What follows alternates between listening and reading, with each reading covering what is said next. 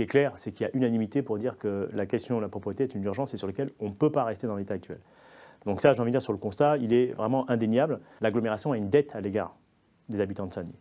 On ne peut pas traiter le territoire de Saint-Denis, qui est quand même une des villes les plus importantes, au même registre que d'autres collectivités locales. Donc il y a une dette et ça doit passer par un réajustement des moyens de l'établissement territorial à l'égard de la ville de Saint-Denis pour justement permettre à ce que les secteurs que l'on connaît par ailleurs, les secteurs à la fois, je veux dire, que ce soit sur le terre de la gare, que ce soit les secteurs y compris commerciaux, que ce soit aussi y compris les secteurs de la plaine, du fait qu'on a le sentiment d'être sur un territoire un peu où la question de la propreté est juste perçue de manière, alors sur le plan politique, de manière un peu anecdotique. Et alors que c'est un sujet qui est l'image de la ville. Et donc pour nous, cette image de la ville doit être restaurée. Nous avons pour l'instant retenu en fin de compte 5 orientations qui nous semblent essentielles. La première chose, c'est le fait que ceux qui sont en responsabilité pour faire en sorte que la propriété soit réelle sur le territoire assument leurs responsabilités. Donc ça veut dire que c'est clairement l'établissement public territorial, donc pleine commune. Si l'établissement public territorial ne corrige pas aujourd'hui le traitement qui est fait sur ce territoire-là, alors on est prêt y compris à aller dans un contentieux avec eux en réinternalisant les moyens de la propreté et justement faire en sorte que ces moyens de propreté puissent être orientés directement sur le territoire. La troisième chose, c'est de dire à un certain nombre de gros acteurs du territoire, j'entends par là les promoteurs, j'entends par là y compris les grandes enseignes comme la RATP et la SNCF, vous êtes des gens en responsabilité sur la question de la propreté sur le territoire.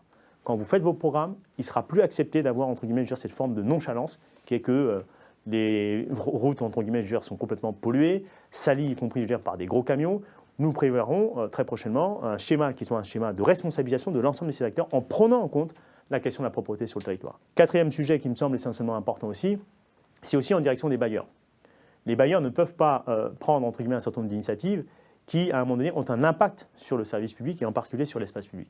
Quand vous avez des bailleurs, concrètement, je veux dire, qui décident, par exemple, de fermer les caves, qui décident peut-être de fermer les locaux d'encombrants, mais mécaniquement, ça a des conséquences sur l'espace public.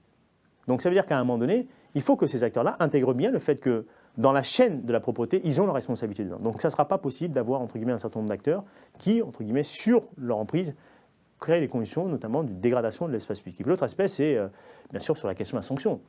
Il n'y a pas de société qui avance sans sanction. C'est-à-dire qu'on ne peut pas dire et donner le sentiment qu'en fin de compte, chacun fait ce qu'il veut, chacun, entre guillemets, salit l'espace public comme il veut, parce que l'espace public, c'est l'autre. Et donc, bien sûr qu'il y aura des sanctions qui sont prévues uniquement par les textes. On ne va pas inventer des textes qui n'existent pas. On va juste, purement et simplement, demander la mise en application pleine et entière des dispositions qui existent, c'est-à-dire les sanctions, les verbalisations, et puis bien sûr le recouvrement, qui est quand même un des volets qui est un peu essentiel. Les gens doivent s'acquitter de la facture à la finale.